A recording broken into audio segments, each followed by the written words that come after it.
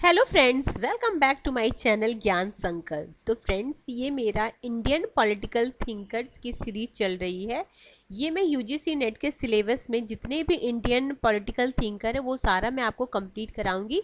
इससे पहले मैंने 3 थिंकर को कंप्लीट करा रखा है, कौटिल्य, महात्मा गांधी और अंबेडकर को। आज हम जयप्रकाश नारायण के बारे में पढ़ेंगे। अगर आप पहली बार चैनल पे आए हो तो प्लीज़ चैनल को सब्सक्राइब कर लेना और वीडियो पसंद आए तो लाइक भी करना और अपने फ्रेंड में शेयर करना। इसके अलावा आपको पॉलिटिकल साइंस के काफ़ी सारी जो सब यूनिट है, जैसे political theory, comparative politics, public administration, western political thinker, ये सारा मैंने यूजीसी नेट के सिलेबस के अनुसार ही करा रखा है। एक बार आप पहली बार चैनल पे आए तो प्लेलिस्ट को ज़रूर चेक करना, आपके लिए काफ़ी हेल्पफुल क्लास मिलने वाली है। तो आज का क्लास हम स्टार्ट करते हैं। देखो, जयप्रकाश नारायण, तो पहले तो हम जानेंगे जयप्रकाश नारायण का जन्म कहाँ हुआ था। बिहार राज्य के छपरा जिले के सितावा दियारा नामक गांव में 11 अक्टूबर 1902 में हुआ था। जयप्रकाश नारायण इंटर की परीक्षा के बीच में ही छोड़कर 1921 में महात्मा गांधी के असहयोग आंदोलन में सम्मिलित हो गए। ठीक है, आगे है इनकी बुक है प्रिजन डायरी, एक प्रिजन नोटबुक जो ग्रामसी की है। इनकी क्या है, prison diary, a play of reconstruction of Indian polity 1959 towards total revolution, संपूर्ण क्रांति, सोशलिज्म, सर्वोदय एंड डेमोक्रेसी 1964, समाजवाद की धारणा। लोकप्रिय रूप में इन्हें लोकनायक भी कहते हैं। लोकनायक जयप्रकाश नारायण, हम इनको जानते हैं। तो अगर ये क्वेश्चन पूछे लोकनायक किनका उपनाम है, तो ये जयप्रकाश नारायण का है। जयप्रकाश नारायण समाजवादी विचारों को विकास क्रम की 3 खंडों में वर्गीकृत किया गया है। जो जयप्रकाश नारायण का जो समाजवादी विचार है उनको 3 खंडों में वर्गीकृत किया गया है। पहले खंड के अनुसार मार्क्सवादी, दूसरे खंड के लोकतांत्रिक समाजवाद, तीसरे के अनुसार गांधीवादी समाजवाद। तो देखो, मार्क्सवादी समाजवाद, तो जयप्रकाश नारायण अपने विचारों के प्रारंभिक चरण में मार्क्सवाद को समाजवाद का एक सिद्धांत माना। यद्यपि इस चरण में उन्हें समाजवादी दर्शन में मुख्यतः मार्क्सवादी धारणाओं का ही प्रतिपादित हुआ तथा उन्हें मार्क्स का कट्टर अनुयायी नहीं कहा जा सकता, क्योंकि समाजवाद की व्याख्या में उसकी स्वतंत्रता की मौलिक अंतर्दृष्टि भी परिलक्षित हुई। जयप्रकाश नारायण ने यह स्पष्ट स्वीकार किया कि समाजवाद एवं मार्क्सवाद के सिद्धांत भारत के लिए भी उपयुक्त हैं। आगे है लोकतांत्रिक समाजवाद। तो समाजवादी विचारों के दूसरे चरण में जयप्रकाश नारायण ने लोकतांत्रिक समाजवाद विचारों का प्रतिपादन किया। उसके तहत जयप्रकाश नारायण ने मार्क्सवाद के प्रति मत आग्रह का विरोध किया तथा समाजवाद की भारतीय परिस्थितियों के अनुरूप व्याख्या पर बल दिया। आगे है जयप्रकाश नारायण ने समाजवाद को ही वस्तुतः लोकतंत्र के रूप में परिभाषित किया। आगे है जयप्रकाश नारायण के अनुसार समाजवाद का वास्तविक अर्थ सामाजिक, राज्य एवं आर्थिक स्वतंत्रता, समाजवाद की स्थापना के हिंसक साधनों के इस्तेमाल का विरोध किया। आगे है उनका गांधीवादी समाजवादी सर्वोदय। तो जयप्रकाश नारायण अंततः मार्क्सवादी से गांधीवादी बन गए। सर्वोदय की जयप्रकाश नारायण की अवधारणा मूलतः 4 बिंदुओं पर केंद्रित है। पहला क्या, साधन की पवित्रता, दूसरा है मानवीय मूल्यों की सर्वोपरिता, तीसरा है आर्थिक सामाजिक रूपांतरण के लिए जनता की शक्ति में विश्वास, और चौथा है विकेंद्रीकरण।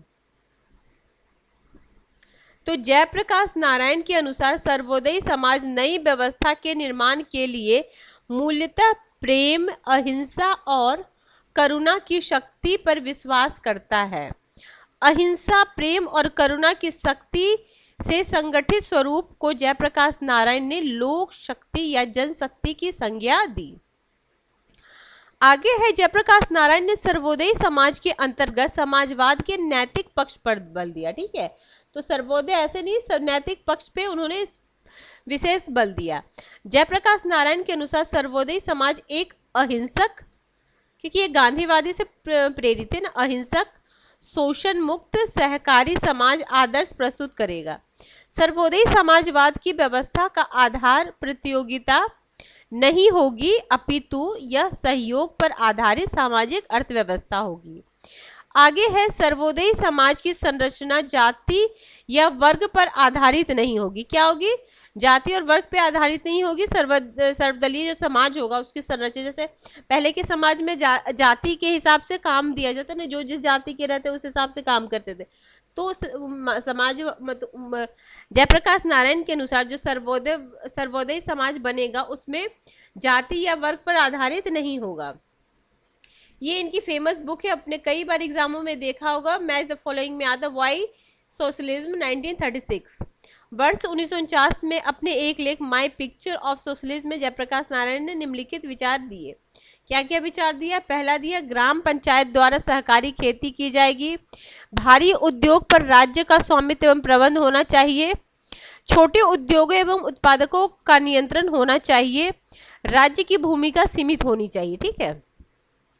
आगे है जयप्रकाश नारायण का मानववाद।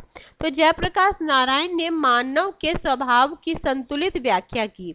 उनकी धारणा थी कि मनुष्य मूलतः केवल अच्छा या बुरा नहीं है। उनके अनुसार मानव का स्वभाव प्राकृतिक प्रदत्त तत्वों और सामाजिक तत्वों से मिलकर निर्धारित होता है। अतः मनुष्य में अच्छा और बुरा बनने की संभावनाएं एक साथ विद्यमान रहती है। जयप्रकाश नारायण ने मानव स्वभाव को कोई रूढ़ तत्व नहीं माना। उनके अनुसार मनुष्य के स्वभाव एवं आचरण को प्रयासों के माध्यम से बदला जा सकता है। जयप्रकाश नारायण ने मानव केंद्रीयता को किसी भी सामाजिक, राजनीतिक, आर्थिक व्यवस्था की सार्थकता का मानदंड माना। आगे है, उन्होंने पूंजीवादी और समाजवादी व्यवस्था तथा औद्योगिक सभ्यता का इस आधार पर विरोध किया कि इन व्यवस्थाओं में मनुष्य को एक यंत्र मात्र बना दिया तथा मनुष्य को उसकी सृजनात्मक शक्ति के वास्तविक आनंद की अनुभूति से वंचित कर दिया। जयप्रकाश नारायण का दृढ़ मंत्र था कि धर्म, विचारधारा, राज्य एवं विज्ञान आदि सभी को साधन तथा मनुष्य को साध्य माना जाना चाहिए। जयप्रकाश नारायण ने मानव की केंद्रीय सत्ता की मान्यता देते हुए मानव के समुदाय से पृथक अस्तित्व स्वीकार नहीं किया। क्या बोले? मानव का समुदाय से पृथक कोई अस्तित्व नहीं है।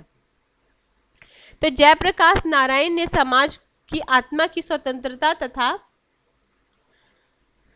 आत्म साक्षात्कार को ही मानवीय प्रयत्नों का सर्वोच्च बिंदु स्वीकार किया। आगे है जयप्रकाश नारायण द्वारा संसदीय लोकतंत्र की आलोचना, दल विहीन लोकतंत्र। ठीक है। जयप्रकाश नारायण लोकतंत्र के प्रबल पक्षधर थे, किंतु वे लोकतंत्र की पश्चिमी धारणा तथा संसदीय शासन प्रणाली के कटु आलोचक थे। उन्होंने पश्चिमी लोकतंत्र की धारणा को लोकतांत्रिक अल्पतंत्र की संज्ञा दी और दल विहीन लोकतंत्र का समर्थन किया। उन्होंने पश्चिमी लोकतांत्रिक धारणा की आलोचना मुख्यतः इस आधार पर की कि उसमें व्यक्ति के सामाजिक स्वभाव की उपेक्षा की गई है। आगे है, जयप्रकाश नारायण के अनुसार संसदीय प्रजातंत्र का मूल दोष यह है कि इसमें व्यक्ति की व्यक्तिगत भूमिका पर बल दिया गया है। संसदीय लोकतंत्र की राजनीतिक प्रक्रिया में व्यक्ति की भागीदारी केवल मतदान करने तक सीमित हो जाती है। आगे है, जयप्रकाश नारायण के अनुसार संसदीय शासन वस्तुतः अल्पमत का शासन होता है। उन्होंने संसदीय लोकतंत्र को मिथ्याचार को प्रोत्साहन देने वाली प्रणाली बताया। जयप्रकाश नारायण के अनुसार संसदीय लोकतंत्र सबसे बड़ा दोष उसमें विद्यमान केंद्रीकरण की प्रवृत्ति है। उन्होंने दल व्यवस्था को भी संसदीय लोकतंत्र का एक बड़ा दोष माना, क्योंकि दल राष्ट्रीय हितों की अपेक्षा अपने दलीय हितों को अधिक महत्व देते हैं। जयप्रकाश नारायण ने संसदीय लोकतंत्र की चुनावी प्रणाली को विकृत और खर्चीला बताया।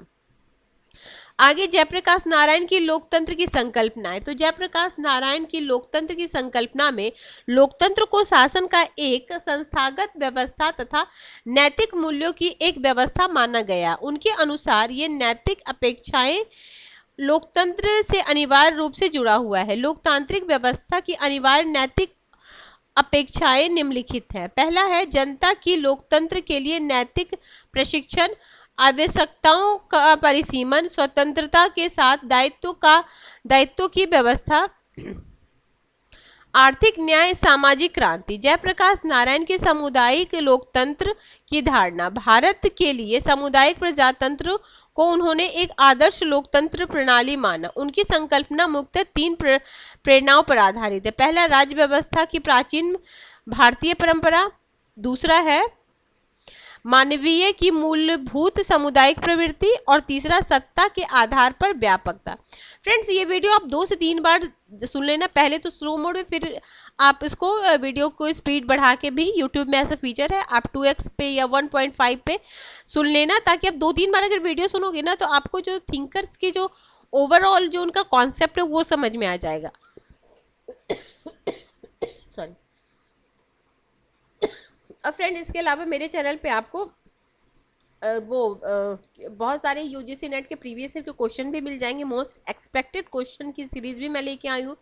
इंडियन कॉन्स्टिट्यूशन में पहले थ्योरेटिकल पार्ट बताती हूँ, फिर उससे रिलेटेड जितने भी एमसीक्यू बनते हैं, जहाँ से भी बनते हैं मैं उसको भी करा देती हूँ, ताकि आपका इंडियन कॉन्स्टिट्यूशन वो तो हर एग्जाम में आपके लिए हेल्पफुल रहने वाला है।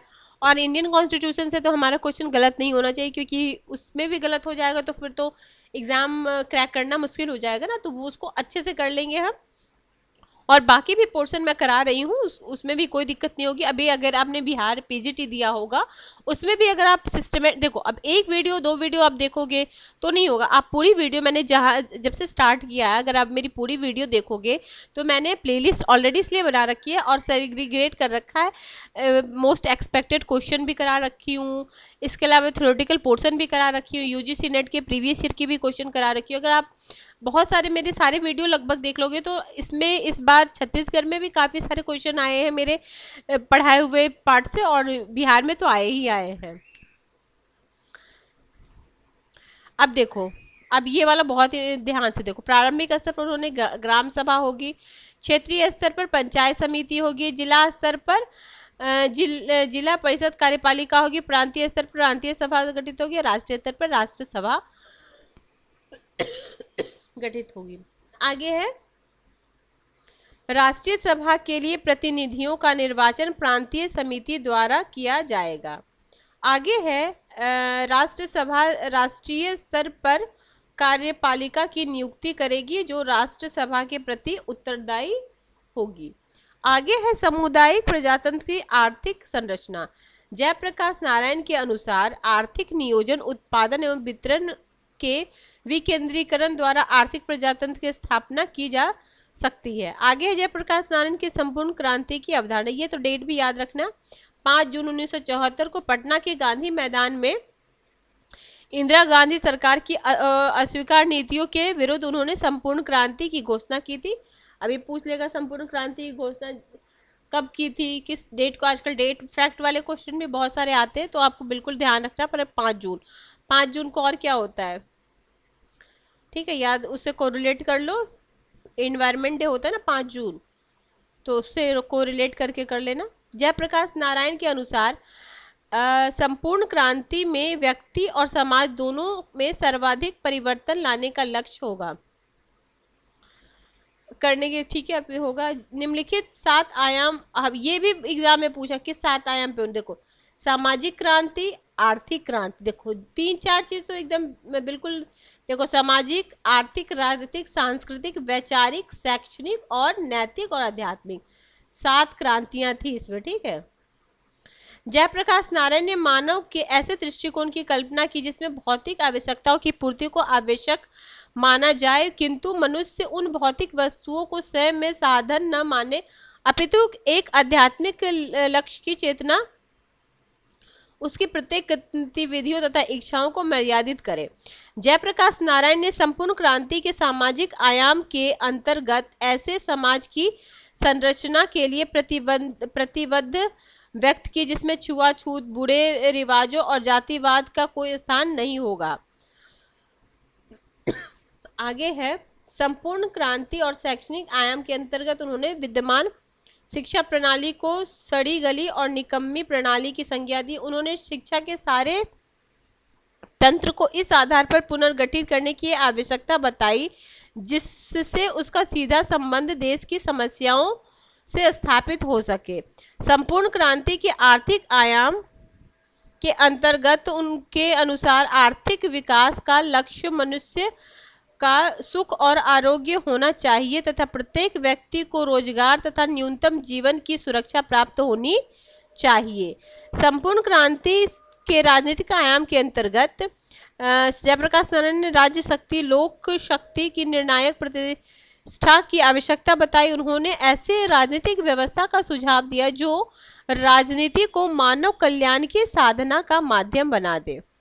आगे संपूर्ण क्रांति के सांस्कृतिक आयाम के अंतर्गत भारत की मूलभूत मानवीय आध्यात्मिक और परंपरा पुनः प्रतिस्थापित की जाए। जयप्रकाश नारायण के अनुसार सामाजिक क्रांति केवल अहिंसात्मक साधनों से ही संभव है। अहिंसात्मक, ठीक है, क्या सामाजिक क्रांति अहिंसात्मक साधनों, हिंसात्मक की बात ये नहीं करते हैं, ठीक है। जयप्रकाश नारायण ने संपूर्ण क्रांति को सतत रूप से चलने वाली एक प्रक्रिया बताई। तो ठीक है फ्रेंड्स, आज हमारे जयप्रकाश नारायण, लोक नायक जयप्रकाश नारायण फिनिश होते हैं। नेक्स्ट क्लास में मैं आपको कौन से विषय, एम एन रॉय के बारे में पढ़ा दूंगी। एम एन रॉय से भी क्वेश्चन आता ही आता है। तो ठीक है फ्रेंड्स, अगर आपको किसी वजह से ये चैनल हेल्प कर रहा है आपके प्रिपरेशन में, अगर आप देखो कंसिस्टेंसी से देखोगे मेरी सारी वीडियो तो डेफिनेटली हेल्प करेगा, क्योंकि मैं ना टॉपिक वाइज हर टॉपिक को कवर कर रही हूँ। तो ठीक है फ्रेंड्स, अगर किसी वजह से हेल्प करा तो प्लीज़ सब्सक्राइब करें मेरे चैनल को और ज़्यादा से ज़्यादा अपने फ्रेंड में शेयर करें। अगर वीडियो पसंद आती है तो प्लीज़ लाइक का भी बटन दबाएं, ताकि मुझे इससे मोटिवेशन मिलेगा कि जो मैं आपको करा रही हूँ आपको पसंद आ रहा है। तो ठीक है फ्रेंड्स, मिलते हैं नेक्स्ट वीडियो में। Till then bye bye.